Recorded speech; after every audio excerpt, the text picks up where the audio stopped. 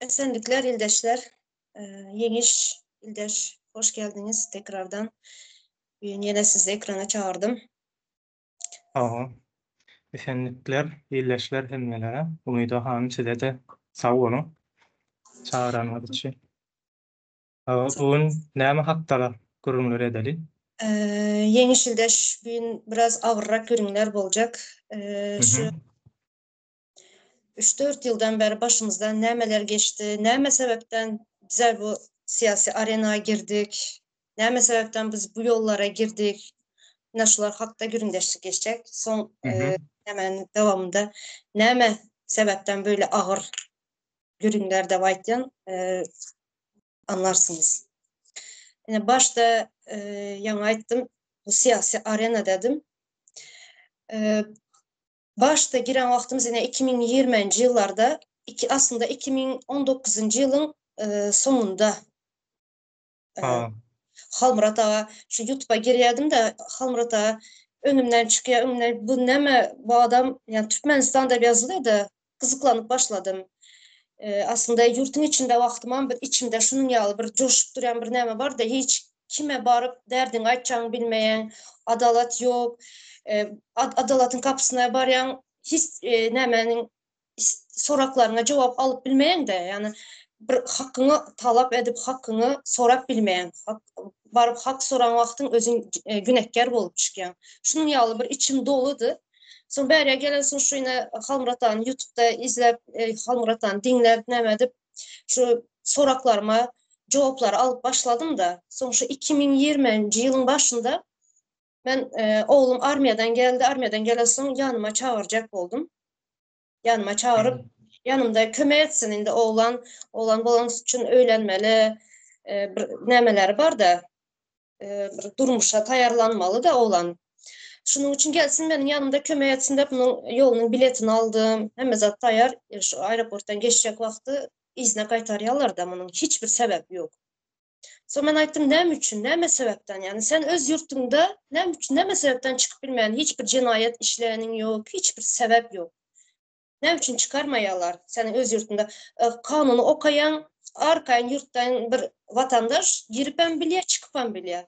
Şunun ha, cevaplarını arap başladım. Aktarıp başladım. Yani hakkım sorup aktarıp başlansın şu Halmurat Ağa'nı dinlep son benim ses uğrat başladım Halmurat Ağa. Naşın yalı o vaxtlar köp ildeşlerimiz çıktı. Naş 2020 yılın başlarında da Halmurat Ağa video uğradyalar, ses uğradyalar yine yüzleri yapıp bir arka devala görkezip nämedip gün bol diktatör, yok bol diktatör, diktatör stop diyen yadına düşse şu nemeler. ha. Şu vaxtları benim sesimi uğrattım, 2-3 gece sesimi uğrattım. Son çağırış edip başladılarına ana düyeci diye yine bilmem nemeler başkalar. Ana çıkın konsul önüne çıkın da bize şu içimiz coşup duran da belki dedik şu çıkıp bir hakkımı sorasak Anırkı karşı tarafına koşadırnak içinde hükümet şu vakti yerinden kozgap gider de şu fikirler bilen hemmemiz halk bolup çıksak bunu bir demedik bileriz. Belki utancından gider, belki hakkımızı soranımız için belki ne bileyim belki bize hakkımızı verer de şu fikirler bilen nemettik yöne. Yine az başta ayttım da siyasi arena dedim. Yani siyasi vaxtlar bize bunun siyaset diyen zadı bilmeyedik. Onun siyaset olduğundan bilmeyedik. Şunun yağlı bir ne desem cahillik deyim. Adına onun cahillik de koyun. Bilmeyedik. Sadece bilenimiz neme sebepten yani sadece sebep arayadık. Yani sorak veredik cevabını köp zaten cevabını alıp bilmeyedik. Şunun için hem çıktık mitinglere çıktık. Sonra 2020 yılın May ayında Yeşilköy'de miting olan vakti şunda çıktık. Son adamlar bir neçe kişi şu anda yakaladılar, tuttular, içeri attılar. Şundan sonra adamlar dağıldı. Köp adamlar dağıldı. Ondan şundan sonra yankı Murat Kurbanov, Kaka Murat Hıdırov derler bizlerine. Şunda şu günü Edirne Yeni Kapı nemesine girdik. Parkına gelip oturduk adamlar. Kalan adamlar oturduk toplanıştık. Ördeğin bir video çektik. Yani video çekip bir küçücük miting eden yal oldu. Köçede yürüdük. Şu vakti her kim numberini verip WhatsApp grup. Hmm. Ana şu wagtda şu WhatsApp grupda şu yani dıbıtı däýenleriň aslında ular öňden belki adamlar var ýöne biz bilmeýärdik. Şu biziň grupamyza girip ana soň şu arada Kakamurat Hıdırov YouTube'da bir çıkış etdi. Ene şu iýunyň başlaryna dedi bir näme boljak dedi. Bir gowy bir zat boljak dedi, sürpriz boljak dedi, garaşyň dedi. Zara merakdan garaşdyk, näme boljak eken dedik. Soň garasak şu dıbıtı diýen gruppa döredi. Soň başladylar dıbıtı öňe dep näme dip başladylar. Ana şu dıbıtı dören soň adamlar dagylyp başlady. Şundan soň başta gören adamlarımız häzir yok. Ene Halmurat agam köp videolarynda gepleşiklerinde aýdyp geçip öňki adamlar yok hazır dep. Doğrudan hem yok. Saylanan bir näçe adam kaldı. Ene şu wagty men çıkan wagty şu oğlumyň näme üçin men öz ýurtumdan yani oğlan hiçbir sebepsiz näme üçin çıkyp bilmedi dep şu näme bilen bahana şu hakkym arap çıktım soňam ýadymda bolsa 2020-nji ýylyň 27-nji aprelinde şamal boldy mara bilen Lebaf vilayatda. Näçe adamlar öldü, näçe bir nämeler adamlaryň öýleri uçdy, çağalar öldü, uçup gitdi dediler. Özbekistana görýäs YouTube'larda Özbekistanyň prezidenti Özbekistana yani öz ýurtuna kömek edýär. Özbekistan hem şu arada şunýaly bir näme ýaşady, tebiga betbaşçylyk. Ýöne bizlere garýas, bizleriň goşadyrnak içinde hökümetimiz hiçbir kömek etmeýär. Tam tersine kömek etjek adamlarym izne gaýtarýarlar, bir gidip öz vatandaşyna bir çörek kömek etmek üçin hem yani içeri atýarlar kömek etjek adamlara. Şunun ýaly bir karma karışyk zatlar yaşandy da. Soň bu zatları düşünüp bilmedik, näme dip bilmedik. Soň asta näme dip gitdik. Indi ana şundan soň adamlar aýryldydan her kim bölek bolup başlady. Halk bölünüp. Soň bir anda geldiler, agzy bir bolaly dediler, agzy birçiliğe çağırdılar bizleri. Ene şulatla indi bunun sebepleri näme? Men hazır indi 4 ýylyň ýolunda ene şundi bir 4 ýyl bundi garaň wagtyň bir uzun ýolam däl. Bunu taryhdan gitsek uzun ýolam däl. Yani bir kısa ýol, şu kısa ýol bolsa hem şu kısa ýoluň içinde bunun sebebini men tapdym, aktardım, tapdym. Bu bizleriň iň bir nähil desem, iň bir uly bir düşmanymız, uly bir bedbahçylygymız eken, jahillik. Bizler ine şu wagtlar çıkan wagtymız ýurtyň içinde berde ine video çeken wagtlarymız şu kısa videolar. Ine diktator git gün bol, diktator stop dep. Bizler şu wagtlary şu jahilligimiz bilen näme dep oýlan. Ýurtyň ine içinde hökümetde goşadyrnak içindeki ýurtyň içindeki hökümet buların hemme zatyň sebepçisi de oýladyk. Ben otursak hazır indi şu ýan gaýdyşmaýaly 4 ýylyň içinde asıl sebep jahillik eken. Iň uly sebepçisi, iň uly bir düşmanymız bizleriň jahillik eken. Bu jahillik nerden çıktı? Nähili boldu bu jahillik? Näme sebepden bu jahillikler boldu? Yani kim döretdi bu jahillikleri? Onu köp gepleşiklerimizde bu jahillik hakkında aýdyp geçtik. Ýöne bu gutarmaýar munyň izi. Aýda otursaň yaman köp şu geçen yollardan uğur alsak gaty näme jahil halky bir jahil bırakdylar. Şular hakkında näme, nerden geldi bu jahillik? Kim döretdi bu jahilliği? Indi Umydo hanym şeýle başlaly ýaman bu zatlar aýtdyňda ýani Lewatda marda şo şemal turup öýle uçanda yardım etjek adamlar bardy, ýöne yardım etjek adamlara da etdirmediler, päskel berdiler. Bu näme diýmek bolýar? Meselemde daşyna käbir adamlar bardyr şeýle bir ne bizde merdanymyzdan bardy. Bar şeýle daşyna üýşürip bilýär, dogry dämi? Derro özüne tarap adamlar çekip bilýändir, kömek etmeli ýerine de hemme ýerde işläp bilýär. Indi şo ýer turan döwürlerim birler orta çykýar. Bu bir şahsiýetdir, ýani adam köpçüligi öz ýanyna ýygnap bilýär, pul toplap ýa ýene bir zat ýardym üçin bir zatlar toplap bilip şol nemeden halka, ziyan çeken halka yardım etmäne başlaýarlar. Ine şu ýerde näme üstü biz tarihimizde gideli, bu taýyny goýaly, bunu näme üçin etdiler, ýok etdiler. Ine taýdyň biziň geçmişde tarihimizde gaty kän gahrmanlar bolandy. Legendalar diýeli ýa-da liderler öňe çykyp bilýän, ýanyna halky toplap bilýän adamlar bolandyr. Bu adamlara näme ad berdiler? Galtaman diýdiler, basmaçy diýdiler, dogry-dämi? Hakyky türkmen halkyny daşyny ýüşürip bilýänlere. Ondan soňra özleri çykardylar. Ýani imperiýa hakynda gurrun edýärmi? Imperiýa, Rus imperiýasy türkmen halkyny basyp alýar. Buňa garşy çykan adamlar, gahrmanlar, hakyky liderler galtaman bolýar. Olaryň gözünde bunu da halka şeýle diýip tanydýarlar. Bu hakynda kän kitaplara ýazylandyr. Ne Hydyr Derýaýew, Nazar Gelliýew, Çara Şirow diýdi şo döwrüň ýazarlary bardyr bir giden. Bularyň hemmeti şo hakynda kitaplar ýazandyrlar. Türkmeniň şol gahrmanlar hakynda galtaman diýip görkezlendirler. Çölle ýatyp nemeler halk talaýan, kerwen talaýan näme görkezlendirler. Soňam hyzmatkarlar bardyr, ortaryň öňünde ýapynyp ýatanlar. Orta hyzmat etýänler. Bularam gahrman edip görkezýärler. Şeýle bir zat döretdiler. Türkmen halkynda, Türkmen diňe bir biziň häzir ýurdumyz hakynda däl, ähli türkmenleriň içinde owan türkmenler hemmesinde de şo zatlar bardyr.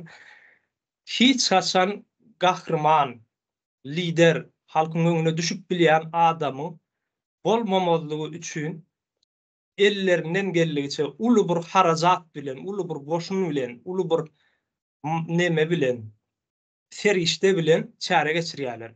Şu günem şo ýagdaý geçip otyr. Gitdiçin sen 20-njy ýyly aýdyp berdiň. 20-njy ýylym şo çäräniň bir nemesidir, parçasydyr. Öňe çykýan adamlary ýok etmeli, oňa da gelersi ýuwaş-ýuwaşdan.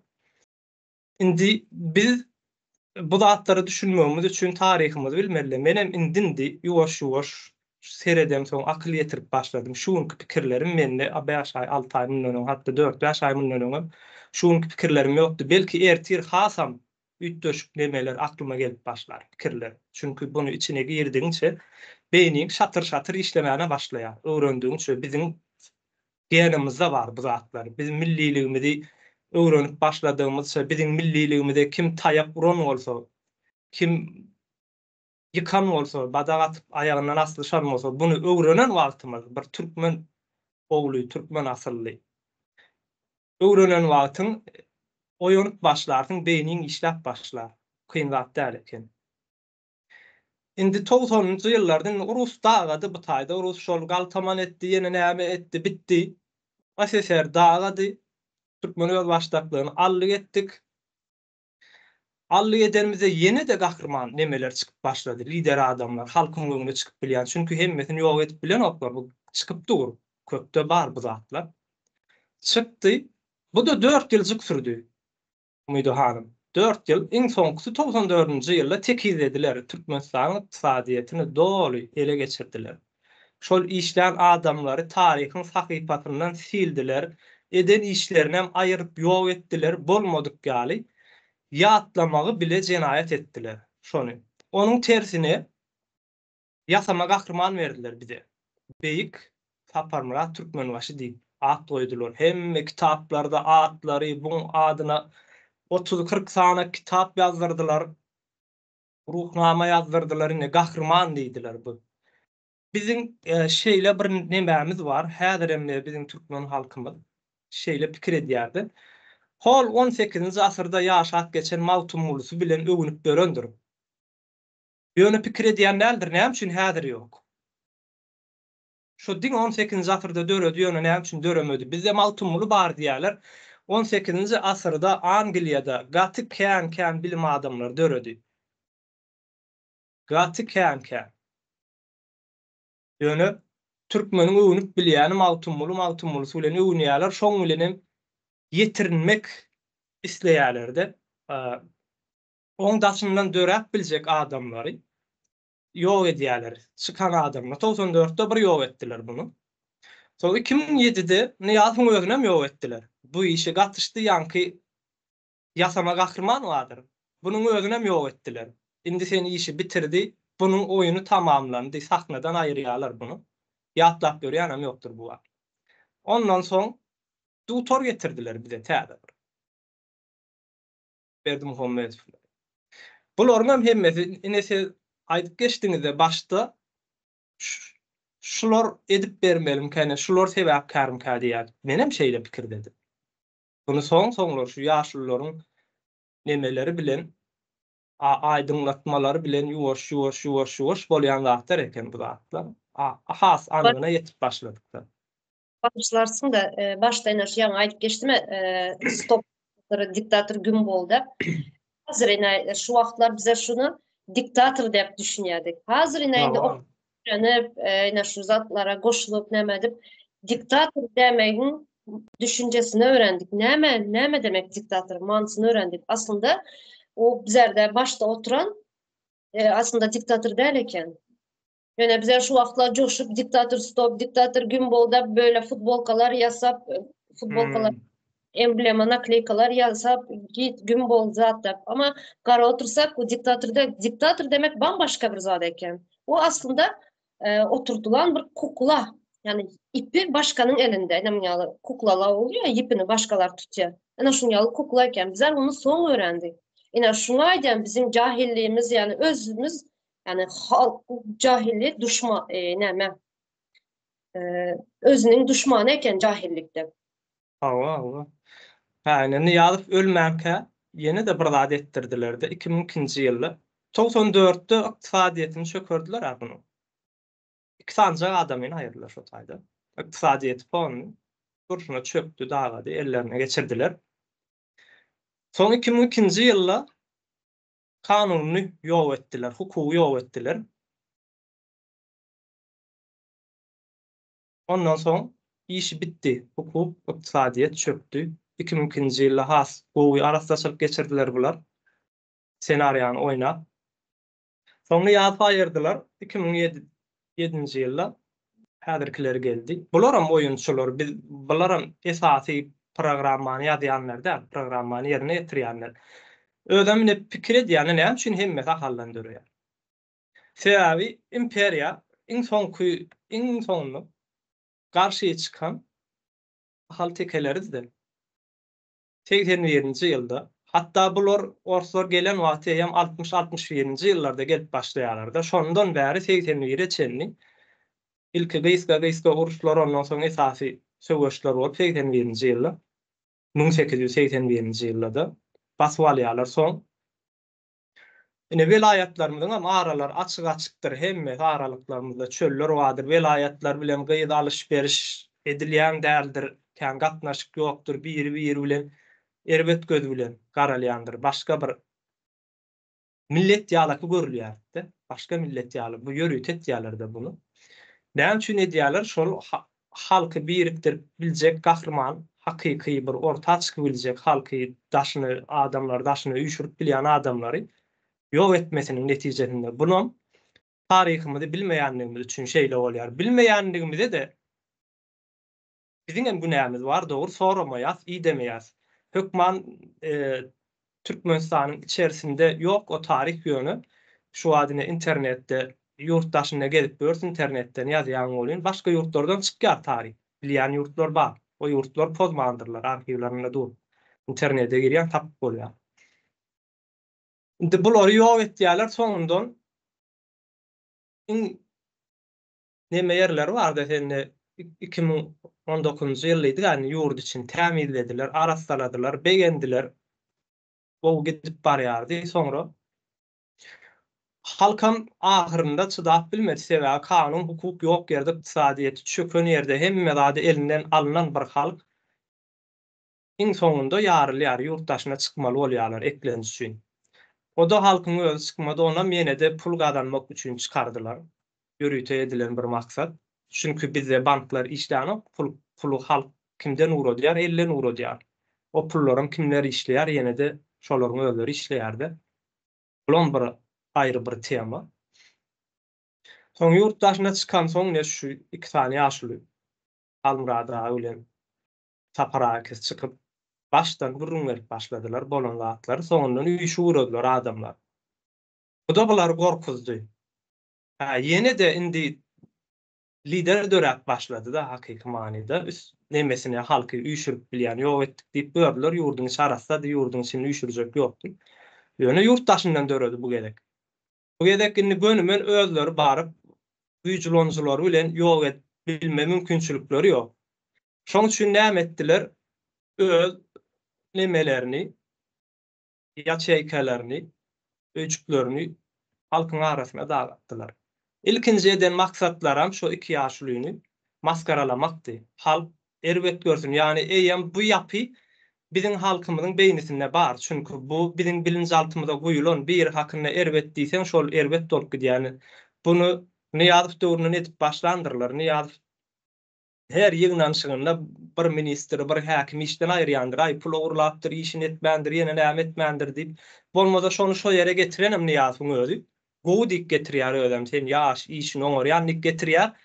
Ýöne işinden maskaralap 5-6 aýdan soňra da işinden aýrýar. Bu ýürüt edilýän bir plan. Halkyň bilinjaltyny oturtmaly bu zatlary. Niýazow gowy bolmaly, beýlekler erbet bolmaly.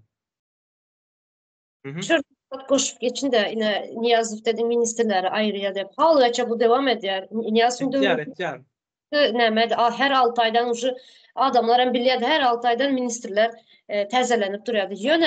Ýöne bir zat var. Näme üçin halgaça yine Niyazowdan hem öň şu hükümette oturanlar var. Yine Hramov, Jdanov diye yine bir neçe adları var. Yine Raşit Meredov var mesela. Yine bir sanısı var. Hoca Nepesov mu kim o adını hazır kamilesi. Yine şular. Nem şuları çıkarmayalar işten. Nem şular işten ayrılmaya. Yine şu sorak çıkıyor da. Bunlar nem oturuyorlar. Bunlar yoksa senin şu yankı aydışın yalı oyunu gurnayanlar mı? Yok. Yok, olaryň ýerine şolar ýa hyzmat edip biljek adamlar ýok şu an. Olar has oňa hyzmat edýärler. Has gowy edýärler buna. Niýazow gitdi de. Niýazow öldürdiler, ýok etdiler. Ýöne bular haly hökümetde, ýani oturýarlar kürsüde. Indi bunu näme etdiler-de eksperimenti ilki Niýazowda barlap deňäp gördüler. Niýazow hem görkezdi, ýani türkmen halkyny nädip satyp bolýandygyny, dogrulygyny orsa satyp bolýandygyny görkezdi başyndan eýen. Ors buyruk berýär, ýerine ýetirýär. Meselem 94-nji ýyllaky Arassaçylykda Açyrsow bardy, Valer Açyrsow. O Arassaçylyk edenden soňra 2002-nji Arassaçylykda ýene de Açyrsow bar, ýöne Açyrsow ýurdun içinde däl o wagt Orsiýetde esasy nemesini Hramov oturdy. Ikinji Arassaçylykda. Indi 2020-njy ýylda geçdi bu Arassaçylyk. Munda da Hramov bar. Nirde galyp şu iki deme ýaşlyň nemesinde ýani bir lider çykdy da orta. Bularyň maksady şu daşyna adam üýşürip bilýän bir şahsiýet türkmenine döremelläl. Bunem döremelläl hiç gaýdywam döremelläl. Çünki şeýle bir zat bar ine häzir gahrman arkada diýär-de gahrman sözüniň manysy hakynda däler. Aýdyp beres arkada diýmengem hakyky manysyny aýdyp beres. Bu sözlerem üýtgödýärler. Sözleriň nemesini manysyny ýoýup nemelere nesillere geçirýärler. Soňundan nesiller arkada diýen wagtyň ilki bilen gödöňe kim gelmeli? Şu wagtky mewjud arkada bar. Şo gödöňde gelmeli. Onsoň oň bilen ýa-da gahrman diýende de şo gödöňe gelmeli. Şonuň bilen çykyp şol buýsonç bilen çykyp biziň gelecekki nesillerimiz başga ýurtlaryň, ösen ýurtlaryň ýanyna okuwda ýene de bir ýerlerde gedelenişde öwünjek, buýsonjak wagtlary o ýurdun ýaşlary, deňduşlary üstlerinden gülmeli biziň nesilimiz. Çünki gülünjek ýagdaýda. Çünki bulara da neme diýär-de bir hili nefsi maýar diýsem ýalňyş bolar. Yani her hilledip oynaýarlar. Ýa-ni ýakynda habaram çykdy da Berdi Muhammedowyň arkada adyny ýyldyza takypdyrlar diýip. Etdiýärler çünki ýasama gahrman, ýasama öňe düşürýän adam. Indi şu siziň öňüňize düşýärdik görkezmeli. Hakyky halkyň içinden öňe çykýan lider diýileni halkyň öňe çykarýar, dogruda. Ýa-da lider bolmasyn ady başga bolsun ýöne. Bilimli, düşünjeli, uğur tapıcı neme adamların birdan çıkıverýär. Ondan soň adamlar buň gepini gurruny diňländen soňra üýşýär daşyna. Soň şonuň berjek kararlaryna ananýarlar, dogry karar berjekdigine ananýar. Şoň kararlar boýunça da hereket edýärler. Bu zat şeýle Almyrada, Saparada çykdylar 2019-njy ýylda. Bu işi başlatdylar Milli Halat Etiş Hereketi edil 2019-njy ýylda ol at nemedilmedi ýöne. Milli Halat Etiş nemesi de hereket edi odu. Soň 2020-a gelinende has güýçlerini bu zat halk çiğişdinni gaty gaýtar berýärmi ýokdy şo döwürler. Rahatdy, hatta öýlerine hawar gelseler, ýene basyş etseler hem gorkanokdylar adamlar. Gaty bir aktiv eýfariýa döwür diýär-de, Almyradaga bir şo 2020 bir halkyň eýfariýa döwürü. Soň buňa derrew çäre gözläp başladylar. Çäre hem nähilleki boldy, daşyndan getirdiler. Atlaryny aýdaly Akbel Sapar çykdy. Akbel Sapar Almyradagyň üstünden aty bilen bokun atdymy? Allah'ım Rahim Rahim çykdy, budu Sapar aganyň üstüne hüjüm etdirdiler, ýörüýtü. Soň gapdandan ýymşagyrak görnüşi bolsun diýip Murat Gurban çykardylar, budu partiýa guran şeklinde boldy. Hökümet diýejem men gapdanynda ýardam etýänçisi. Görýärmi işleýişlerini iki sanak bolup halkyň öňüne çykan, halkam şolaryň daşyna üýşün iki sanak şahsiýeti garalamaly maksatlar näme? Biz şeýdip maskara etsek, owru diýsek, terrorist diýsek, jansy bolup diýsek, ýene näme moral taýdan erwet diýsek, halkam ay namys eder, ay bu owruýyň ýygyna düşmersene. Bu nähili bolup gaýta tersine boldy. Öňküsünden beter köp jebisleşdi. Almyradagyň sahypasyna 25 000 ýakyn adam bardy şowa. 2020-njy ýylda. Başlany 2019-da ýöne bir ýylyň içinde 25 000 ýükseldi. Atkan adam üýtdi. O jaňlar öldür aýdyp berýärler, gelýän jaňlar uğradylýan videolary ýetişip bilemez okdyk, goýup ýetişip bilemez okdyk diýärdi. Ondan soň bu planlar işe yaramady. Şurada bir zalay gaty gowuldy näme aýtdyň men şu 2 sany video çekdim en başda şu 2020-nji ýylyň başlarında da 2 sany herkesmi sadece bir kagaza diktator gün bol dedimde 2 sany video çektim. Şu wagtla aydınlanyp nämet başlan wagtynda şunda Halmurat aga bir haftadan soň goýdy şu videomu. Soň men garaşdym videom çykmaýa ustanýan da tezrek çyksa şu videom, men adamlara sesimi duýurmak isteýän üçin içim joşup bar. Eýfariýa bardy. Joşdum. Ýa atsam aýtdy, meniň dedi gel oturan videolar, gel oturan jaňlar hissada ýetişip bilem ýok, gaharlanmaň dedi. Goýýan dedi, ýöne dedi, hersini wagty bilen näme ýetişip bilenimçe goýýan dedi. Çünki gel oturan videolaryň sany izi ýok dedi. Ine az şu aýdanyň ýadyma düşdi, dogry aýdyp geçdim şunu berler. Bu gaty gorkuzyny menem 2019-da aslında ýurtdan çykdym. Moskwaga gitdim. Moskwada 3 ay bolup soň täzeden ýene ýurda bardym. Men 2020 başynda ýene Moskwaga gitdim. Soň 2020 aýagyna da ýani şu düşüp bar ýa-da adamlar menem görýän, menem daşynda durmaýyn diýäni, işine baraýyn şu ýere diýip 2020-njy ýylyň ahirki aýlaryna bärik geldim. Onsoň indi bu güýçlenýär, bu da bular gorkuzýar da, ýani şyltak erwet nemedi we basyp edebilmediler, peýdasy bolmady. Tersine ýarady onuň ikinji planlaryna işe girizmeli, näme etmeli? Näme diýerler? Saparada, Almyrada herekete çagyryp berdiler. Şo döwürler esasy nemelerini ruhsat alyp wagt edip miting etmäne, wagt etmäne. Amerikada geçirilýärdi, Almyrada öz ýerine geçirilýärdi, dünýäniň her ýerlerine bolýardy bu zatlar. Orsiýetiň içinde de bolýardy. Onsoň bularam döredi ortalykda ýörüýtü çykardylar-da. Soň şu ýanky sanan aktivistler çykyp başlady, opozisiýonерler köpelip başlandyr. Näme diýerler? Herekete çagyrýarlar, çykyn, çykyn diýerler-de. O miting edin, konsullugyň öňüne baryn. Bu ýerde de Saparada, Almyrada aýdýar, barmaň şu taýyp diýerler. Şu wagt koronavirus döwri. Barsaňyz tutarlar kanun boýunça ruhsat alyň, eliňizde hatyňyz bolsun, onsoň baryň, ruhsat bermeseler, oturuň şu videolaryňyzy ýetip diýerler. Bular aýdýar, ähälik bilen Deme hatırlamam. O neme görmesin menden bu tayda neme attak gardik men hiç kimden uçmak istemem. Nemelerini aýdýarym. Şu vaktine bölünde bağışlarsın yadıma düşen vakti şu sözlerin içinde yadıma düşedir bu geçen Awa. şu vaxtlar yine şu diyecinin aydan çıkın dep coşup videolarını näme vaxtı bizler şunun nämesi bilen çıktık, batı bilen çıktık. Son şu toplanıştık, bir örgütleştik şu arada. Gatı köp adam. Son şunda bir mugallim diyen biri vardı, şahmatist. Yadına düşese. Şahmatist de bir mugallim vardı. Son şu öyüne çağırdı bizleri. Məni yazı dinleyen ildeşlerimiz var. Bu seyadına düşse şu nemede. Gelin dedi, öyde dedi, palo pişiriyes dedi. Dedi. Ben şu vaxtlara, yine şu mitinglara, son şu diyecinin aydanları bilen çıktık böyle. Son Halmurat ağanın, son arada Sapar ağam çıkıp başladı. Sapar ağanı dinledik. Şu mənim Sapar ağa bilen Halmurat ağanın aydanları mənim aklıma uyup başladı.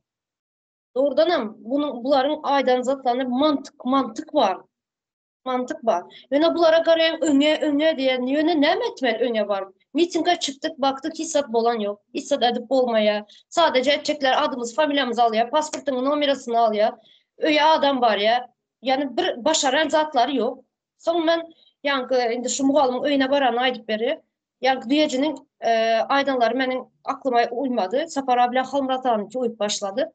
Son diyecinin öyüne bardık yankı muhalım diyeci bilen gülleşi. Malum oyna warangyzy. Yapıyorlar. Sonra da bizlerin aktivistler diye de yankı adam. Bizlerin aktivistler. Sonra ben aytdım dur konu dedim. Ben senin ne şimdi senin aktivistsin? Ben aslında aktivist değilim. Ben hakkımı sorarak çıktım. Sen bir mi devam edip duraz ben geldim. O indi şu taýda hereketler dowam edip dur gitdiçe de güýçlenýär bu hereketler. Ondan soň näme etmeli bunu? Ýene de işten yatırmak gerekdi. Köpman suratda gorkuzýan bir hereket çünkü garşy tarapy. Şoň üçin bularam öwrenip ýene de Halmurat ağa, Sapar ağadan taktikalary boýunça kopýalap herekete çağırıp başladılar. Yığı-yığıdan ay çıkın, konsulluğa çıkın, ýene näme çıkın diýip çıkmagan bolan o döwürler. Çünkü bolmaýanlygan belli zat. Tutulýarlar soň maksat näme ekeni? Umydo hanım. Maksat halk jewisleşdi indi. Çıkın diýse çykýar adamlaryň hemme zada kail, oduň içine atylmaga da kail şo döwürler. Ýöne bilgimiz ýetenokdy. Dost kim, düşman kim bilemizok. Kim yani bunu hakyky manyda edýär, kim hakyky manyda däle başga işten dagatmak diýilen ýaly pikirler ýokdy adamlarda. Hemme kişi çykdy, hemme kişi şo taý garşym kadyp düşünülýärdi-de. Ýöne oýun beýle däl ekeni. Çıkın diýär edil bu näme taktika meň diýär. Ine orslaryň 2-nji jahan uruşunda bir taktikalar vardyr, urra taktikasy. Akopda nemisler yatyr, hemme ýaraglary dur taýýardyr. Bu taýda bir komandir pistoleden alyp urra ýdym bilen öňe. 104 adam 2 adım ätmäke paýyrda ölýär. Ulan taktika tam şol çıkın diýär, sen öňündäki düşmanyň nähilekini bilmän näme etjek. Çykdyň, mitini getdiň, ýenetdiň. Peýdasy ýokdy. Onu näme etdiler? Soň tutka baslyp başlandy. Yine men az bu tutulýy bolup başlady, dogry-dämi? Barjak o yani bağışlarsınız mama bakanım için çağırıyor da. Varsa bağır oturuyor. Şu yankı öyüne bara vakti şu kompüterda gürleşi bizlerin aktivistler diye bizlerin aktivist son pul pırlagacak başladı bu adam. Yankı duyacı değil. Yine şu palanca yere çıksan şunca pala yani sponsor yağlı da sonra ben düşünüp başladım. Neme biz dedim bu yola çıkan vaktimiz hakkımı sorup çıkan vaktimiz dedim pul için mi çıktık? Yok. Ben sen aktivistin bolyan. Ben özüm yol pulumu özüm tölesem mitinga gidip ben plakat onartıryan onu neme zatlar, kağızlar, baydaklar ben öz pulumu edýän bolsam, ben öz hakkımı sorup çıkan bolsam, benim çıktığım bir sebeplerim var, çıkan sebebim var. Doğru mu? Ben sen aktivistin bolyan. Sonra böyle de sesimi çıkarmın gaytdım. Son gruppada şu vaxtları Telegram gruppa, WhatsApp gruppalarımız var da. yani örgütleştik. Son şu düyeci bizim liderimiz de başladılar da şu arada Kemine bilen tanıştık. Merdan Hmm. Muhammed bilen şu arada tanışan vaxtlarımızda son ben bunu ben ettim şu dedim yine ildeşler dedim. Şunun yalı akıllı bir düşünceli bir oğlan var dedim. YouTube'larda da Sapar abilen, Halmurat abilen gülleşeni dinleyes dedim. Yani aydan sözleri yerli dedim, mantıklı sözleri söyleye dedim. Şunu dedim ben grup bağı alacak dedim. Bizim aramıza alacak ben bu oğlanı dedim. Sonra ay hemmesi benim üstüme toplup başladı. Sen ana Sapar oğrunun güçünü mü alacaksın? Onun yine o oğru Sapar'ın bizlere köpeği gerek yok da neme. Onda dedim Akarınız gelmesin dedim. Şu oğlan olmayacak olsa dedim. Ben hem çıkıyan dedim berden dedim. Şunu bilen çıktım. Sonra yolumuz Kemine bilen devam ettim. Son şu arada yankı lider dedin ya. Adamlar Hmm. sapır lideri. Doğru mu? Ha. Bir, nerede bir yere gittik mitinge. Her bazar günü küçük mitingler ediyorduk. Şu vakla yadında bulsa YouTube'lara çıkıyordu. Bir gidenimizde şu yankı muğalım diyen beni lider edip saylanla öz özünü pırlagat etti yankı adam. Adamlar el kaldırıp zadatma ettim bana dedim senin yalın lider gerek. Bana asla lider gerek yok dedim. Çünkü benim özüm düşüncem özüm fikrim var dedim. Ben öz özümün lideri dedim. Ben seni dedim saylamayan dedim. Yine şunyalı adamlar öz özünü pırtlakat edip lider dediriyələr. Yani aslında lideri senin yan qaydaşınyalı adamlar saylamalı. Onun düşüncesi, onun ne düşüncesi, ne fikri var, yani ne maksadı var, ne maksatnamalar var mı? Yok. Çünkü benim aklıma uymadı. Ben şunun için hasta dedim. Irak'tan kaçan yaxşı dedim de bunların arasından kaçtım. Borsunaydın, Hmm. kaçtım. Ha, onun şol meni saylan diýmesiniň arkasynda da ýene de şo oýunçular otur arkasynda ne ýöjü bilen gepleşýär. Ýa-da Murat Turgan bilen gepleşýändir. Bular diýändir, ine sen hal nemäň lideri indi sen çykmaly, özüňi saylatmaly, bu da gönümen aýtýandyr, meni saylan. Bu beýle däl. Bu zatlar. Çünkü geçin bizler yine Umit Kuzubayev bileniz. Şu ikimiz şuların arasında ikimize ayrılan son Nemet başladılar. Bunlar bizlere yine o vaxtı Neme vardı. Cuma Sapar. Hmm. Cuma yaşadılar Umit şu vaxtı bizlere pul pırlagać edip başladılar. Her mitinga çıkanına $150, $100 pırlagać edip başladılar. Bizler nemçinden de aktif öne çıkanlardan şu yani plakat zat yasap adamlara izimize sürrep yani sürrep değil de hani izimize nemedip bildik şu vaxtlar şu dövrlere. Üç Hmm. adamlar toplap şunu yalar mitingler kurnap bildik. Şunda bizlere pul pırlagać edip başladılar bize. Gelin şu bir mitinga çıksan $100 falan mitinga çıksan $150 beriyeste. Yine şu dövrlere yaşadık şunu yazatlarım. Ben aytdım, bana dedim ben senin bu zat için ben yani pul için girem yok bu yola. Kusura bakma dedim ben dedim bu zatlarda yok dedimden ayrıldım. Şeýle bir soraw bereyim sana Ümidi hanım. Seret hakyky manyda bir Türkmenistany täze Türkmenistany gurjak bolýan bir tarap badyr we ýene de ýanky aýdyşmy diýýäli beýleki tarapdan bardyr. Üns berip görýän bolsaňyz hemmesiniň elinde pullary bardyr. Karşı tarapyň. Aktivist ýene şo aktivistler organizawa edýänleriň pulludurlar, dogry dälmi? Halka sözü hökümete garşy göreşýärmişler, ýöne pul pyrgylyk edip bilýärler. Pullary kän. Ýa-ni ýakynladan aýdandyr birisi çykyp bilýänsiniz. Pulumuz kän arkaýyn biz size kömek etdik. Gelin diye. Näme üçin?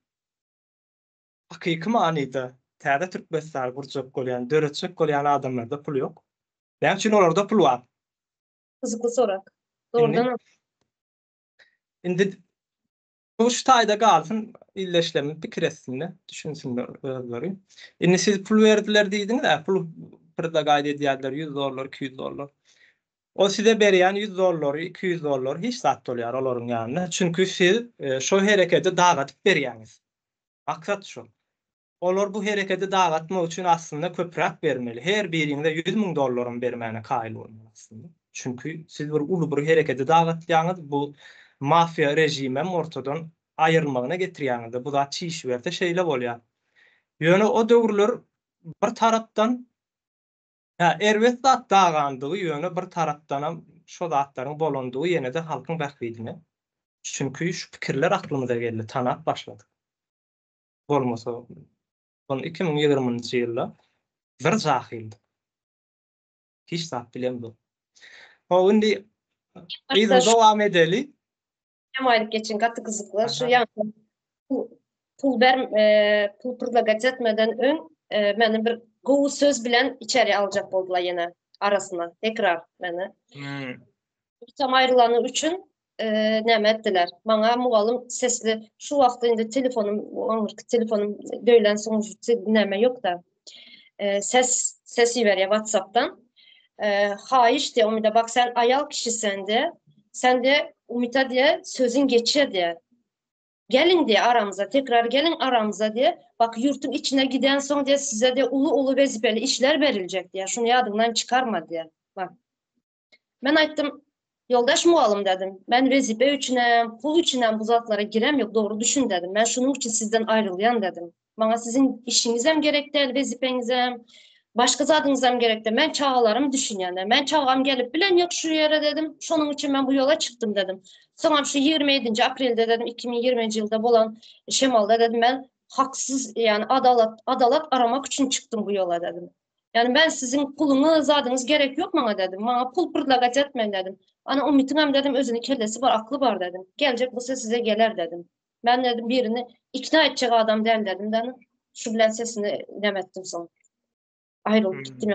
Köp zatlar geçti aradan da yine şu yadına düşünce böyle neme Bu oldu. tarihtir Umida hanım. Biz bunu yine biz şu şeýle bir gowy zamanna da ýaşaýarsa öňünden öňkü bizden has akylly has nemeler bardy. Biz indin de akıl ýetirýär, bu zatlara öňüm akıl ýetirýänler bar diýeni olaryň şansyna ýokdy da ortadan aýrly.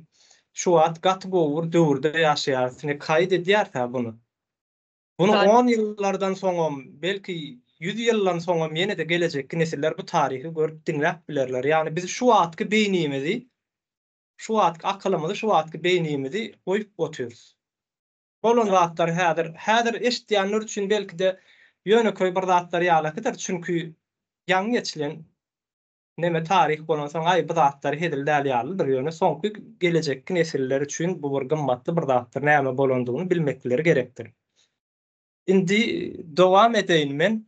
Şunu nemetjek tamamlajak bolýan ondan soňra näme geçjekdi täzeden bu taryha ýani jehalet näde geldi, näden çykyp başlady, oňa gelip başlajakdy.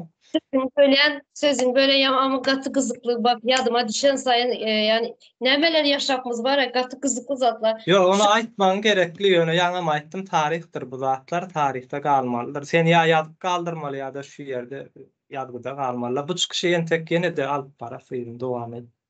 Yankı mugalım dedi mi? Şu mugalım hazır Türkistan'a gitti. Yadında bu sefer sana videosu çıktı. Hükümet govayken hükümetin ýaly zady ýok. Adamların ýaly näme hükümeti ýamallamaň dep bir sany video koydu. Hani sen hükümete karşı işleýädiň? Hani sen diktatora karşı işleýädiň? Karşı hani sen lider edip sayladyň özüňi? Näme şimdi Türkmenistana gidip bunu ýaly diýen? Ine. Zaten aýdyp geçdim. Alım ya şahmat isleýän mualym şu ine. Öğrenişi. Yasalan ählijesi. Men açık halkadam häzir aýdaýyn. Şu wagt Milli Halas Ediş Komitetinden başga hiç bir çıkan gurumo, opozisiýa, jurnalist, aktivist, kim tanaýan bolsaňyz, kim bar bolsa türkmen halkynyň bähbidi üçin işleýän däldir. Biz bir ýerde özümizi neme edip öňe çykarmak üçin aýdamak bunu görünüp duran zat bilýänlerdiňe aýtmak gerekli. Çünki Milli Halas Ediş Komitetiniň ideologiýasy bardyr. Etjek zatlaryny aýdyp berýändir, uruşup sögüşüp öndürýän däldir. Programy boýunça da gidýändir, basgançak.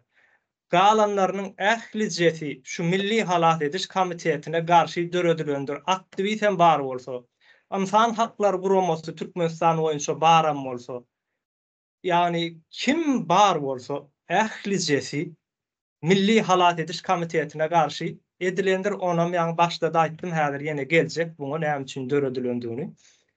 Şunu nemesini aýdyp toraýyn. Soň işten dagadyp başladylar. Tutka tutluk bolup urady. Bularga misle ýani şo zatdy tutturmak, gapdyrmak bu maksady bilenem. Ilki bilen gorku salmak, soňam içinden dagatmakdy halky. Bunam etdiler. Bunu etmekleriniň aňyrsynda da hakyky manyda Milli Halat Etiş Komiteti döredi. Şol wagt. Halky dagatdylar. Dagatdylar ýöne Milli Halat Etiş Komitetiniň ortağa çykmasyna da kömek etdiler. Hakyky manyda dörät başlady we güýçli bir şekilde de iş alyp barmana başlady. Aýryldy çünkü 2020-da eýýem doly aýan boldy. Hat ýadyňyza düşýän bolsa, Saparaga bardy. Soň Murat Durwan düýeji bardy. Üç bolup neme edendirler? Ýaýyn edendirler, çykyş edendirler. Iň soňky nemesi şo, iň birinjisi hemem iň soňkusydyr. Ondan soňra bilindi, soňra Milli Halat Etiş Komiteti öz ýoluny dowam etdi. Ýani programmaly bir şekilde nämeleriň bardygyny, nämeleriň edilendigini, näme üçin edilýändigini görüp başlady. Ondan soň bu zatlaryň netijedigini düşünüp başladyk. Bir zadyň netijesi ýöne nämäniň netijesi diýip sorgulap başladyk. Bunu da soň kän çykyşlar edilendir üstünde Saparaganyň merdan bilen, kemine bilen eden çykyşlarda kändir netije, nämäniň netijesi diýilen däli gürrüňler gat köp bolandyr. Bunuň arkasyndan imperiýanyň üssü açylandyr. Rus imperiýasynyň elinin henidem Türkmenistanyň ýakasyndan aýrylmandygyny üssü açylandyr. Hatta Saparaga bir çykyşynda aýdyp börtdi. Biz Akpaşa gitdim käýdip ýerler paýlap börpdir. Soňra biz Akpaşaň yerini paýlap beren ekenik. Ogu aýyrdylar bizi derrew o taýdan diýdi-de. Hakykatdan hem şeýledi, ors gitmändir. Gitmänliginiň sebäbi näme? Türkmenistanda uly bir baýlyk bar. Bu baýlygy almak gerek. Baýlygy almak üçin näme gerek? Sen gönümen gelip alyp bilen ok. Ýani bir häzir gelde meselem Norwegiýanyň baýlygyny birler gelip sömürjek bolsun. Şonu edil biziňki ýaly gadyny ebiti bar şonu.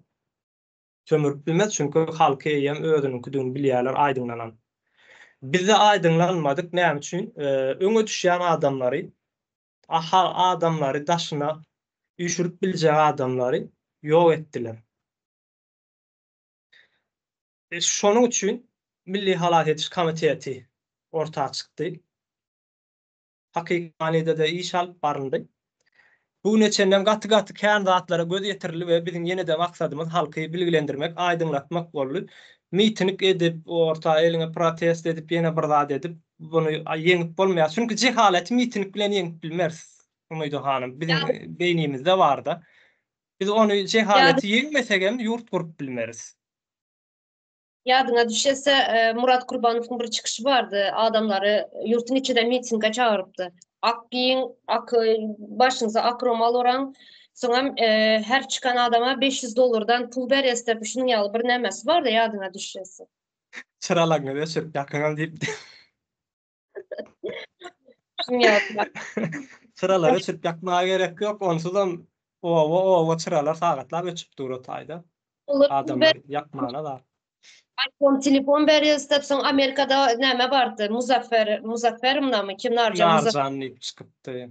Sim çalwar berýäs, bilmem kim näme gimin ýazsa altynmy bir zat bir ýaly bir broşka berýäs zat dep şuňaly bir nämelerim çykardylar bular ýadyňa düşese. Hawa şol pul paýlamak nemesi bar. Çünkü aýdyp berdiler ekrana çykyp Türkmenistanyň $50 trillion şu wagt yer aslında baýlygydyr. $50 trillion. Onuňam şu wagt deseni 150 ýylyň dowamynda owurlanlar, satanlary 1 trillion, 1,5 trillion çykaryp bilenleri entek ýene 51 trillion aşakdadyr. Elde edilmedik ýöne mal höküminde durdy. Bunu almak üçin esasy maksatlar şu halkyň öňüne düşýän adamlar ýok etýän bolluk halkam bilimsiz goýýan, jahil ýetişdirýän, ýasamada gahrmanlar goýýan. Şo gahrmanlar halkyň öňüne düşmelim üçin halkam şolary ananmalymyşyn. Beýleki adamlara merwetmişin. Indi häzirki günümüze gelelim. Düýün tapara bilen Halmurada çykyş etdi. Merdanyň akidilenligi bar. Entek akidilenligi, akidilmänligi belli däl, şo kag ýöne bar maglumat. Merdan kim? O kagda da ýazylany diýe öýdem demän Türkmenistanyň içerki nemeleriniň boýunça, maddalary boýunça ýazylan kanuny boýunça topluma, jemgyýetiň howpsuzlygyna howp salýan adam. Muşun Merdan Türkmenistanyň içinde. Türkmenistan'ın içinde. Aha, Türkmenistanyň içinde jemgyýetiň howpsuzlygyna howp salýan adam bolandygy üçin diýilip ýazylan maddasy bar. Indi Merdan tanaýandyrlar, ýurtdaşlar bu neçeni hemme kişi tanaýandyrlar. Ben ýurdun içinden habarlaşamda da barsam men ýok, bilem ok diýende gawat gelmedim. Tanaýarlar, görýärler. Ýöne biziň bir halkymyzyň nemeligi, kümsükligi bar-da, ýok kim aýol näme diýen bolýarlar, bilýärler. Merdan mı topluma howp salýar ýoksa şu atşularmy? Topluma howp salýar. Indi Merdanyň aýyň 11-ni içeri alınanlygyny eşdilenden soňra iki sanaty çykyp gürrüň edendir. Allah Murad Rahim bilen Allah Murad Rahim'in aktivist neme, raýat aktivisti. Öyle şey diýip çykardy da. Bizim raýat aktivistimiz diýdi. Bizim raýatyň nämedigine Merdanyň özi aýdyp berdi. Näçe ýygnaşygynda. Bizim aramyzda hatda raýat diýilen söz erwet bir mana geldi şu wagt söýgünç şeklinde. Soň şo taýda bular dolu özlerini satdylar. Özlerini görkezdiler. Hemme zatlardyň şo jaýa çykyşyň özi bilen ýetik boldy. Gurucu meclis hakynda gurrun etdi birazajyk. Indi gurucu meclis näme etjek bolýar? Gurucu meclis Türkmen halkyna täze Türkmenistany gurup berýär. Bunyň üçin hem etjek işler bar, reformalar bar. Tribunal geçirjek, illüstrasiýany geçirjek, ýer-suw reformasyny, at-soýad reformasyny geçirjek. Ondan soňra yerli dolandyryjy reformasyny ýene bir näçe reformalar geçirjek. Täze Türkmenistan. Indi gurucu meclis şu zatlary esse, indi siz gödöňüze getirin. Men illeşlemede ýüzlenýär. Türkmenistanyň illüstrasiýa geçip orso hyzmat eden, ýurduny satan adamlaryň biziň halkymyzyň arasynda arastalanmagymy? Elbetmi? İkinciden, size 10 hektardan, 1 hektardan, 100 hektardan, belki köpüýüňizde 300 hektardan yer berilmesimi? Elbet. Gurucu meclisiň edýän iş elbetmi? Gurucu meclis yerli dolanşygy geçirjek diýär. Siziň söz hakyňyz boljak diýär. Siziň yerli tele mediýalaryňyz boljak diýär. Öz merkeziňiz boljak diýär. Hiç bir ýerden karara, buýruga garaşmadan ýel turdumy, tupan turdumy, mektep gerekmi, owa gerek, neme, ýol gerekmi, näme gerek bolsa özüňiz gurup bilýäňiz diýär. Bunu etip berjek diýär gurucu meclis. Gurucu meclis elbet zatlyny isleýär. Hyzmat edenleri cinayete çekmeli, köpüsünde yakmalı diye. Onu yöne şeyle hükümünü aydılıyor. Belki de gurucu meclis yakmaz. Çünkü kanunu bir neme. Onu halk yakar. Ve şu vaat öňde giden cinayetkar toporun çağaları diýilende gundawdak çağalar däldir. Häzir meselem Nazar Recep'in çağaları yetişene doğrudan Nazar Recep'in öz edeninden 5 beter erwet hyýanatçylygy, ziyany Türkmen halkyna çağalar edip duranokmy? Edýärler. Bularyň çağalaryny dejeklermi? Sonra o çekersin. Yakmalymy? Näme etmeli ýa-da cinayete çekmeli onu ýene de sud karar berer. Bir minut.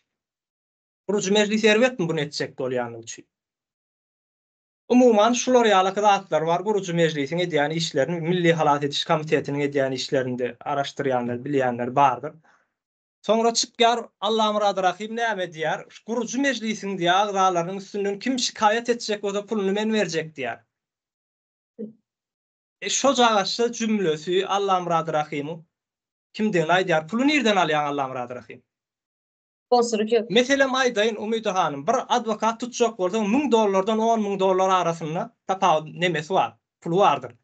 Minimum $5000 diýip alaly. Gurujy meclisiň näçe sany agdasy bar? 30, 40, 50 sany agdasy bar. Diýelim 30 sany agdasyny 30 sany adam bir yerden şikayet etdi. $5000'dan hasapla $150.000 adwokata pul bermeli. Allah'ım Rahman Rahim nerden alyp berýär pulu? Tamam. Bu näme anlaýar? Nire işleýändigini anlaýar. Ýani men sonra berdim, bularda näme üçin pul bardy? Hakykatdan täze Türkmenistan gurjoklarynda pul ýok. Çünki biz hiç kimden pul alamadyk. Almagy islämedik. Biz sebäbi ýurt täzelemek isleýär. Çünki biz bir oguz nesili. Biziň ganymyzda bar, biziň milliligimiz oýanýar. Ýani biziň milliligimize, biziň ösbegimize taýak atanlar. Görüp bilip, görenligimiz üçin hem halky halat etmek isleýär. Halkam bar bir çetinle yetişen adamlar gelesi şu wagtky nesillenmedi. Ýaşadyk çağaçyklarmydy. Çünki okuw wagty, okuw torandan sonra sygyr wakmana, goýun wakmana mejbur bolan çağalanmady. Olar okuw torandan sonra goýun mu wakmaly? Okuw okumalym olar. İnternet ýok, ellerine telefonlary ýok çağalaryň. Kompýuterlary ýok häzirki döwürde. Näme üçin kompýuter ýok? Biz şonu gurjak bolýarys. Bu da diýär çykýarda, ine adamlar diýär, seredin diýär. Şular diýär erbede adamlar, ine şular halkyň düşmany diýär. Kim halkyň düşmany? Suud etsin. Guruju meclisiniň halkyň düşmany ýa-da Allah'ım Rahman Rahimmi? Şurada menem 10 sekundçuk gurrungyny aýtdy. Hemen başyndan eýem gepleşe giriş edenlenem raýat aktivistimiz diýip o jagaş gyýdan maskaralady. Sözüniň dowamyny hasam meter maskaralady. Bunu o videoda ýene de şutaýdan berjek önerim. O çykyş seninle täzedänden çykdyňly. Kimiň ýanyna bardyň? Haýsynyň kimiň gujogundan ýardam isleýärsiň. Onu da dinleginim. Çünki şu zat bardyr. Hyzmat edýänleriň ählijesini bular ýok edýändirler. Bu nerden gelip çykýar? Bu bir öňem bir çykyşymyzda aýdypdym. Bu sistemanyň jany ýokdur. Ruhy da ýokdur. Bu bir sistemadyr. Beýinde bardyr, akyldyr. Hatda bu sistemanyň eýesi Putinni öýdüp berendirler. Ýok. Bu Putinam ýok edýär ýakyn wagtda. Şu sistemanyň özü ýok edýär. Niýalpam eýesi diýip hasap edýärdi özüni. Bunu boğu öldürdüler. Berdi Muhammedovler şu wagtda eýesdir diýendir ýa-da beýlekler şu wagt daşyndaky töweregindäki adamlar. Däl. Siziň ne puluňyz özüňizinkidir. Ne eden hyzmatyňyzyň garantiýasy bardyr. Ähli jaňydyň öz-özüňizi ýok edýänsiňiz. Çünki edýän zadyň ogurluk bolsa, ýalňyş iş edýän bolsa, sen bir milletiň başynda dursunga, milletiň üstüne dik geldiňmi? Etmeli işini etmän ters bir zat, yalan bir zat edýän bolsaň, bunyň üstü açylýandyr. Sen ýok edilýändir. Sen üstüň açylan wagty, sen arkaňdaky öz üstüniň açylmasyndan gorkup bilen seni ýok edýändir. Näme üçin? Merdany sessiz, sedasyz, şu wagt habarsyz. Gorkýarlarmy merdany? Merdany ýaly adamlar gatykän. Gatykän merdanlar, näçe san merdanlar bar. Gatykän. Türkmenistanyň içinde de gezip gören merdanlarkän. Hatta Safar aşeyle bir da aýdypdy da, bu merdanyň bir çykyşynda. Bizi ýurda barmagymyza gerek ýok, bize ýem ýurduň içinde diýip. Bu wagt şeýle bir döwür. Ol fiziki tarapyndan bir zat etmäne gerek ýok, öňküýal urra diýip alganylýan bir döwür däl. Şunu aýdyp geçin, 4 ýylyň içinde näçe bir sany merdanlar yetişdi. Bular oýlady, merdany ýok etsak ortadan işler durjak, guruju meclisden durjak, ensin bular herkes dağılıp gitjek dep. Tam tersine yıkıldığı yerden güçlü bolup durduk bizler. Yok, şol başdaky ýalyk bolýar. Umydy han 2020-njy ýylda Halmyradaga Saparadaň üstüne bok atdylar. Tersine ýüşendirler. Ondan soň halky dağa atdylar. Tersine has güýçli bir neme dörendir sistema. Eýen bul täze Türkmenistan nemesi bolmany gazandy. Ideologiýasyny gazandy. O döwürler ideologiýa diýilen neme kän ýokdy. başlar vardı. Ýöne şol Milli Halal Ediş Komitetini ortağa çıkardılar. Bu da ideologiya boldy. Ne şu neme ideologiyalar bar. Sosyalizm ideologiya vardır. Komünizm ideologiyasy ýene näme? Bu da täze Türkmenistan ideologiyasy. Ödem Türkmenizm ideologiyasyny çüýretjek bir ideologiýadyr. Buna maýdyp geçeýin. Bu şu wagt bizi raýat etdiýärler, raýat. Çünki bu Türkmenizm ideologiýasyndaky yetişdirilen adamlara, halka berilýän bir ad raýatdyr. Vatandaş dähil bolýar, vatandaş bolmaklygy maňsatdar, vatandaş bolmaklygy özüniň hakyny, hukumy, kanunyny hemme dadyny bilenden soňra vatandaş bolýar. Yerine ýetireninden soňra şol adlar. Doğru. Şimdi ben şurada söz alın. Yani sözün arasında şu yankı jurnalist hakkında ayıp geçtin de ekrana çıkıp iki kişi raýat aktivistimiz de ikisi bizleri biraz çekiştirdiler. Şurada azıcık söhbetin aydan sözünü koydular yadyna düşse. Hawa. Çağalarını Afrika'ya alıp gitmeli, yine bilmem näme, bular deneyine çağaları öldürecek bolýarlar, bular cinayetçi, bular şunun ýaly, ana kime şular hakkında şikayet edecek bolsa gelin ben sponsor bolacak der, şunun ýaly edip gürledi, doğru mu? Şunun hepsini sadece söhbetin sözünü koydu şöyle. Düşünüp gördünüz mü? Ne için bizlerin içi yanıp duran enelerin sesini koymadı? Ne için bizlerin sesimizi koymadı şöyle? Bizlerin hem sesimizi koysun şöyle. Bizler ne ekli gürledik şöyle. İçi yanıp duran eneler. Bizlerin buların çağası çağa da bizlerin çağamız çağa değil mi? Neçe yıllardan bizler ayrı göz yaş dökyas verdi. Gözümüz yastıklara siliyoruz geceleri ağlar. Buların çağası çağa, bizlerinki ne mi çağa değil mi? Şu kararı.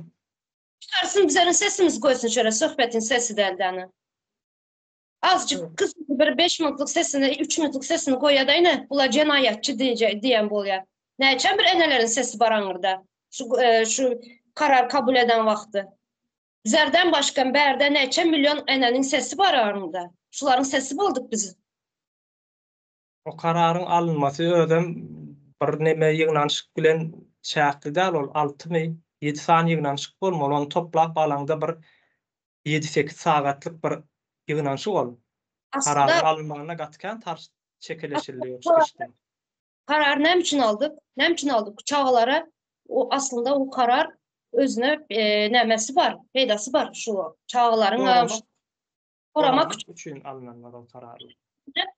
Eğer yurt halk cahillikten çıkıp oyanan vakti bunları linç ederler. Çağası tohumu bilen linç ederler. Bizler şunu önüne almak için, şunları korumak için bu karar aldık.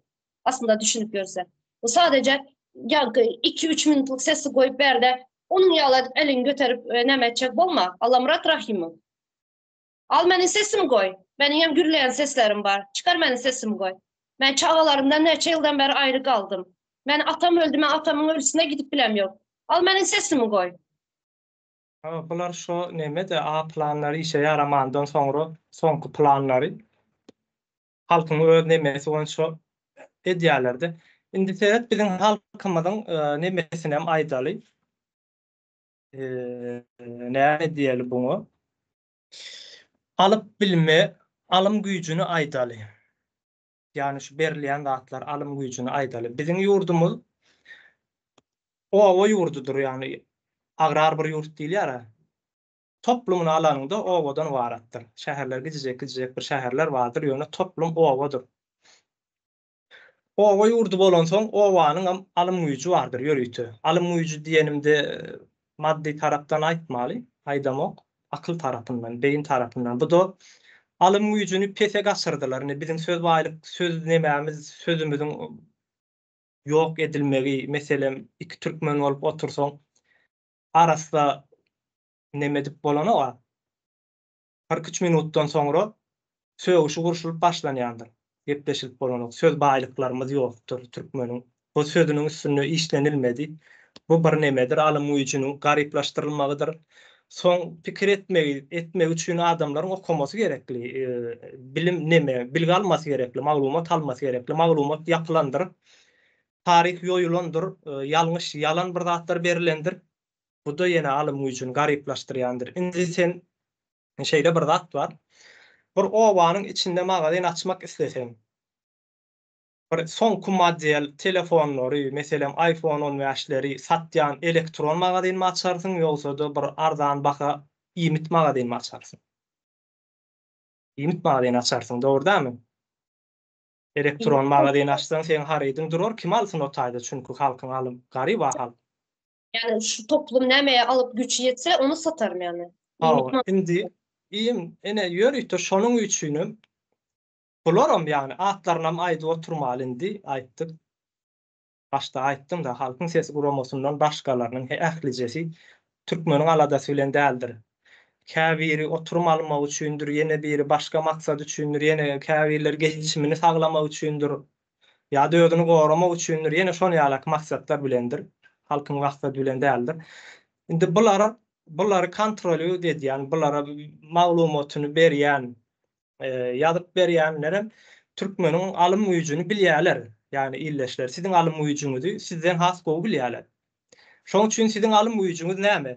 Size meselem şu owry diýsen, sizin hemmäňiz el sarparsyňyz owruýyny türmäge basmaly, ömürlük basmaly, daşla öldürmeli diýersiňiz. Sizin alym güýjüňiz şu çünki. Bu da sizin günäňiz däl. Bu da beyniňizde, bilinçaltyňyzda guýdurulan. Bunu ýazyp döwründen bäri yapa geldiler. Gazetleriň, habarlaryň, radiolaryň, ýenelerin üstleri bilen berdiler bunu. Indi biziň alym güýjümiziň nähilligini bilýändik üçin näme diýär? Indi şular erbede adamlar diýär. Baş güýtdöşük sözü ýokdur bularyň.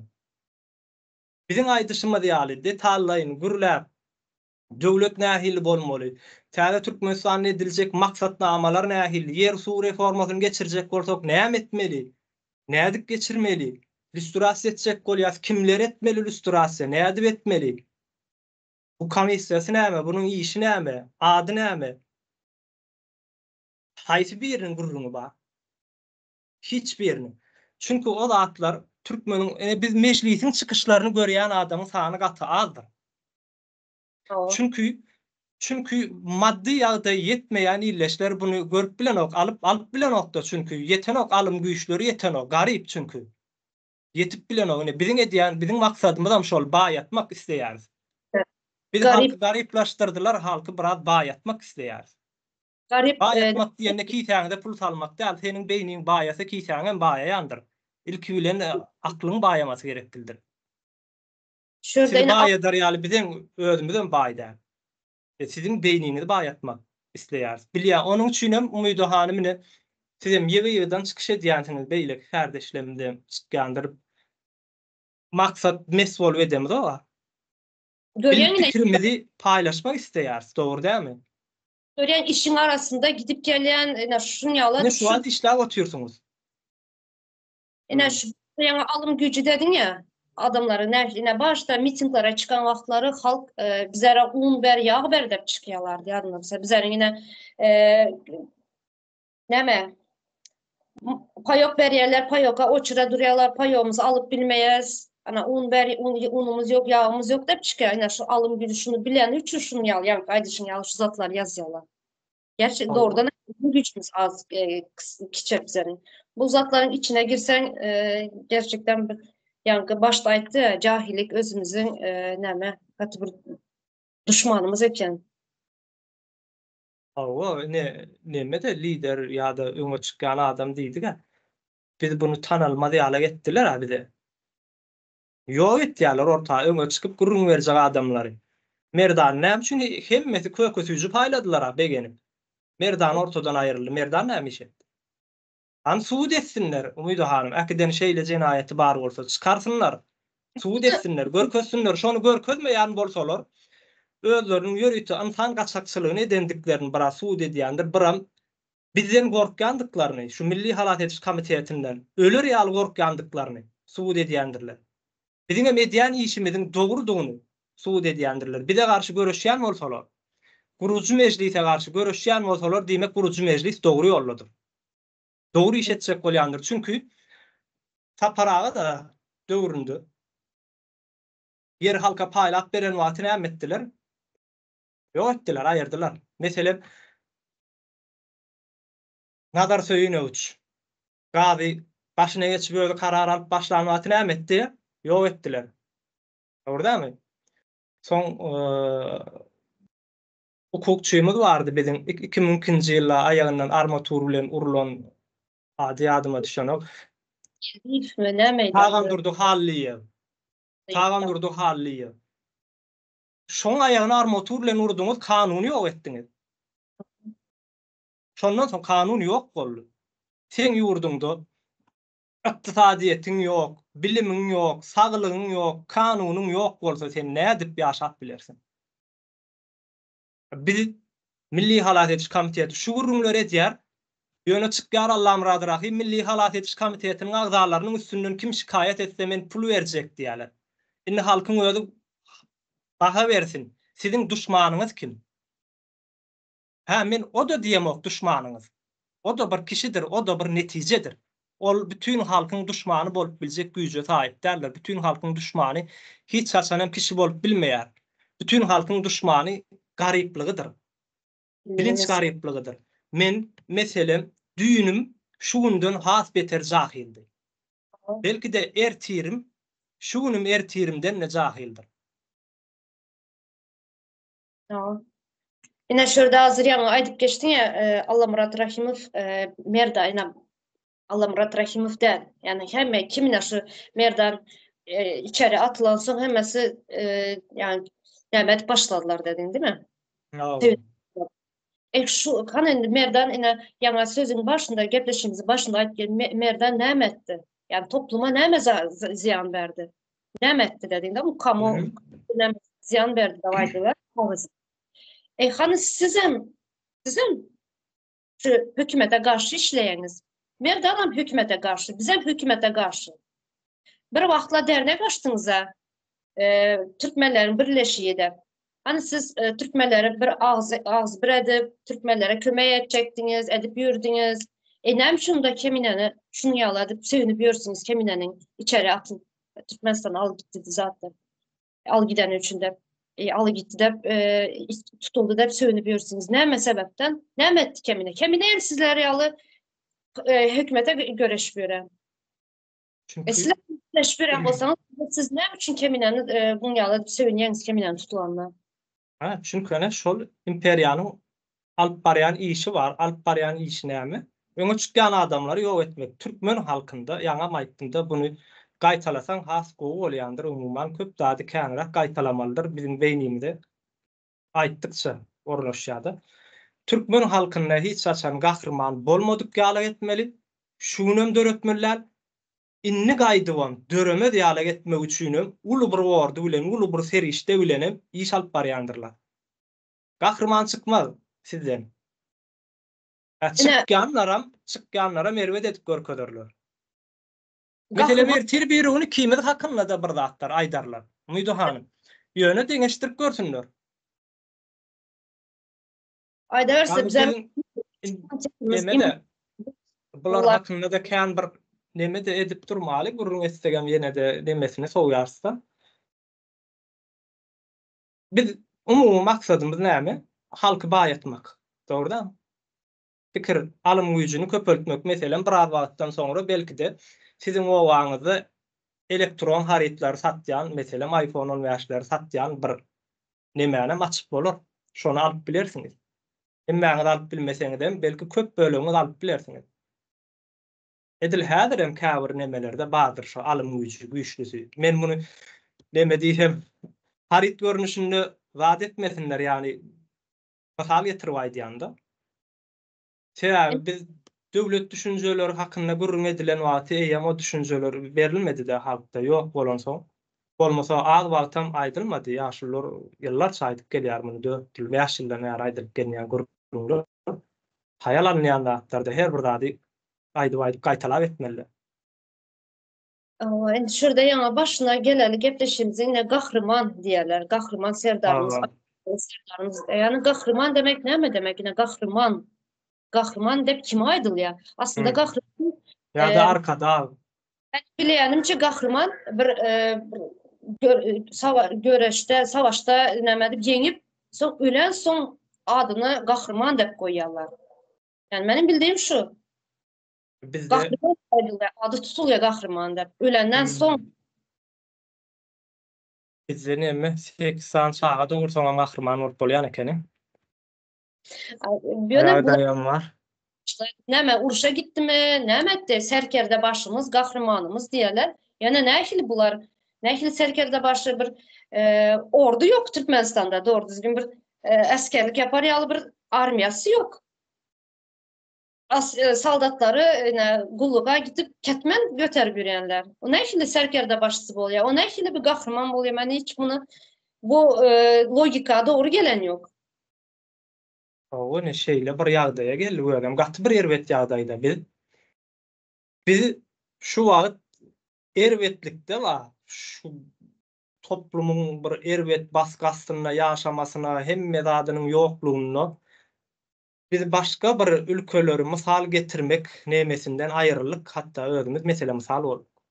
Ne Özbegistanyň nemesi çykyp aýdan zady bar da bir ýygnançyklaryndaky bir gurrun bar da ene siz Türkmenistanyň içindäkileri ýaly ýazyp duran bolarsyňyz näme diýip eden ýygnagy bardyr. Biz türkmen halky bolup mesele misal bolup erwetlikde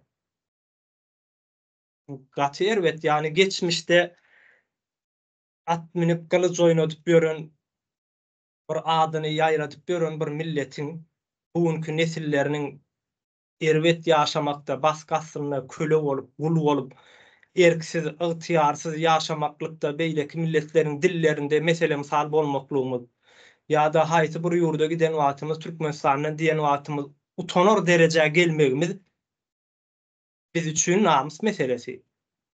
Şurada yine bir näme bar. Yine en gynandyrjysam öz milletimiz bilen edilýär bu zatlar. Öz halkymız, yine öz halkyna, öz milletine yani Türkmen edýär bu zady. Ya düşman içinde, daşynda del. Yine en gynandyrjysy şu.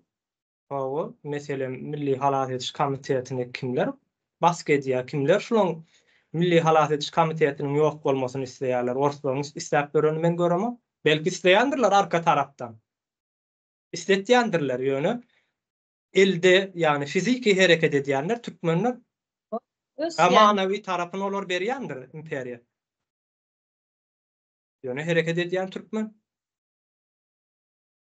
Şeýle Umydy hanım. Şu taýda toparlaýaly, soň ýene de dowam ediberersiň muny. şu ildeşlerime yüzden ildeşler rayatlardan çıkın sonra tarih okan. Tarihte yani yine başta aydıp geçtik liderlerimiz katı bir terkerde doğrudan hem kahraman bir liderlerimiz bolan. Şuları okap, şular tarihini öğrenin. Sonra şunu öğrenin yine öne çıkan adamları ne hiledip yoğattılar. Ne hiledip ortadan ayrılan. Mesela yine kim 1924 ýylda Ady Haza uçup gitdi ýatyr. Bizleriň Cumhuriyetimizi alyp beren. Gaýgysyz Atabaýew bilen nedir baý aýtak? Şular nähilledip öldürildi. Şularyň taryhyny, biografiýasyny okap taryhyny öğrenin. Nähilledip ýogadyldy. Bundan öňki ýaş Türkmen dilini öňe çıkaran bir nämemiz bolan önde gidici. Gyzlary, ayal gyzlary öňe süren tarih nämemiz bolan tarihte önderlik. Yaşlar nähilledip yaş ömründe giden yani 33 yaş, 35 yaş, 40 yaşına yetmeden ölen serkerde başlar var, önde gidiciler. Şuların tarihini öğrenin. Şular nähilledip ýok edilen. Yine häzirem şu zatla devam edip geler. Häzirem şu yine öňe çykdyňmy? Biraz yine şunu ýaly hakkymı sorap öňe çykyp benim hakkım var, men adam bolup dowlanym üçin menin hakkım var dep öňe çykýan, sen asly sessizce ýok edýärler. Näme sebepden? Şulary öğrenin. Doğru aýtýan. Hemem internetden ýene de şu adam araşdyryp bilersiňiz ýurtdaşyndaky illeşlenme. ITERA diýip ýadyň ýa-da ITERA'nyň ara geçiriji nemedir? Arada durýan şirket dur bir naftagaz ýaly ýa-da neme ýaly ki Ukraina ergany araşdyryp görüň, naftagazy araşdyryp görüň. Soň ýene näme bar? Rus Ukraina ergiýe bardyr. Bulary araşdyryp görüň, hemmesi Türkmenistan üçin çykarylan bir kampaniýalardyr, araç kampaniýalardyr. Şunu araşdyran wagtyňyzda şo taýda kän zatlary görüp bilersiňiz taryhymyzy. Nädip şu ýagdaýa gelinenden hakynda. Gaty Ne? uly bir gurrundur bu zatlar. Araşdyrmasaňyz neme etmeýäňiz, ýaltanma. Boş wagtyňyz şo zatlar görmeňiz gerek. Ve Netaydin bu Türkmen toprağının altındaki baylıklar öz Türkmen, öz milletine başına bela oldu. Ha. Ne Yaş, mänem araşdyryp bilersiňiz. İnternetde ýazsaňyz çykarar, inglizçeden ýazsaňyz. Mapeko diýip ýazsaňyz çykarar. Berdimuhammedowyň açan. Yüzü näçe? 10 götürüm, 5 götürüm. Nemeden Pragan oýuldan. Pragan oýul Türkmenistandan nebit alýar. Bu kampaniýa bilen araçy şertname baglaşyp 5 götürümli, 10 götürümli öz hasabyna almak üçin Napeko kampaniýasyna açar Berdimuhammed.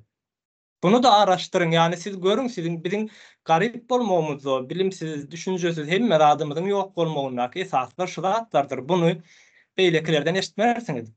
Eýleşler, bunu beýlekiler gizlemäne çalyşýandyr siziň ünsüňizi sowmak üçin.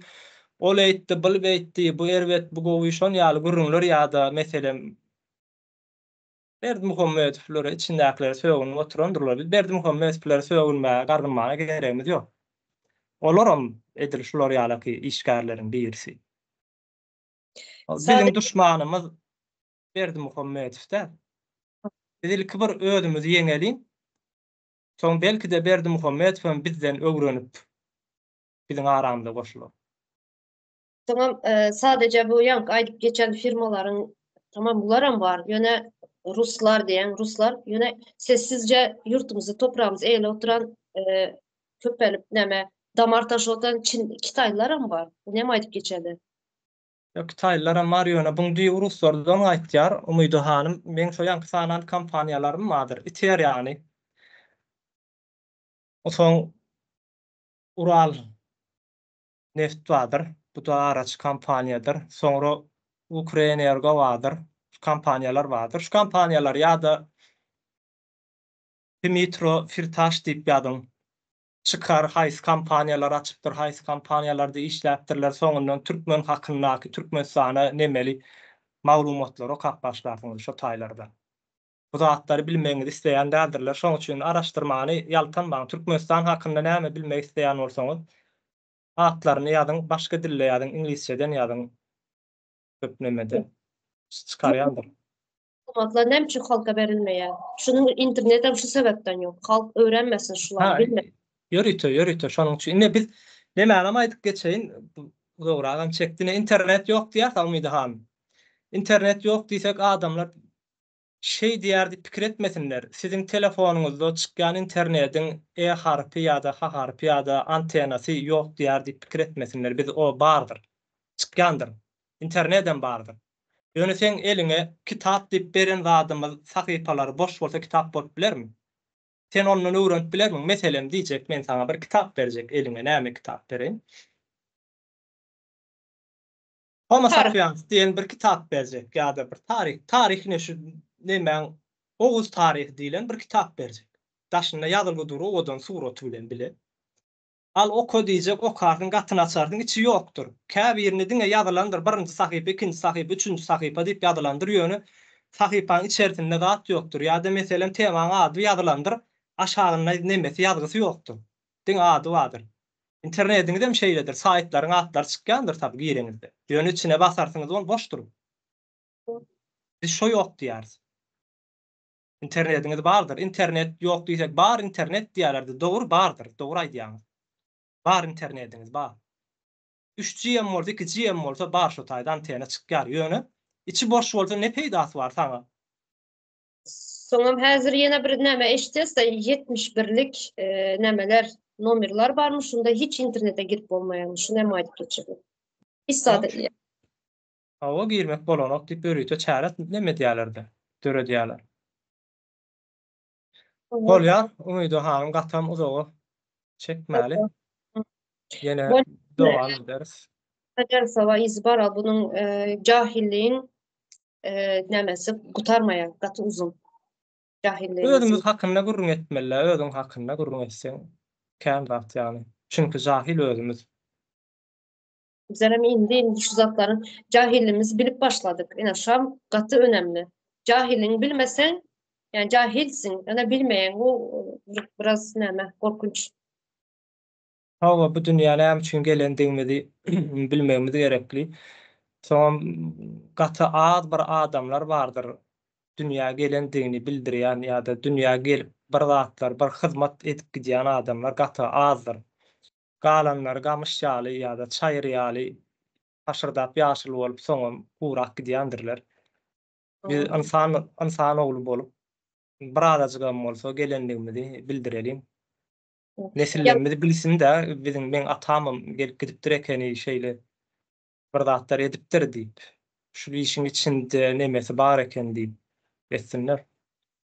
yani şu gepleşin başında neme geçtin de şundan bir kalsın şurada aydıp geçin. Baktım kulu dedin. Şu vaxtlar dedin şunyal goşkular, zatlar yazya, şunyal bilim adamı bolan dedin. Yine hazır yok. Doğrudan nem için hazır yok. Nem için Türkmen'de hazır bilim adamı çıkmaya. Soňam biz näme üçin diňe magtumly bilen öwünmelimiz? Neçe asır geçti. Nem için halaça bilim adamı yok Türkmen'de çıkan yok. Yine sizlere Evet. soran cevabını komentariyada yazarsınız. Hawa. Yani şo bir köne doğanuňyzy neme edip öwünüp görmäň. Bolýar, sag boluň onda. Birleşler. Umydo hanım haňa da sag bol, çagyranyň üçin. Katı kızıklı oldu. Çok sağ olun. Mhm. Haly.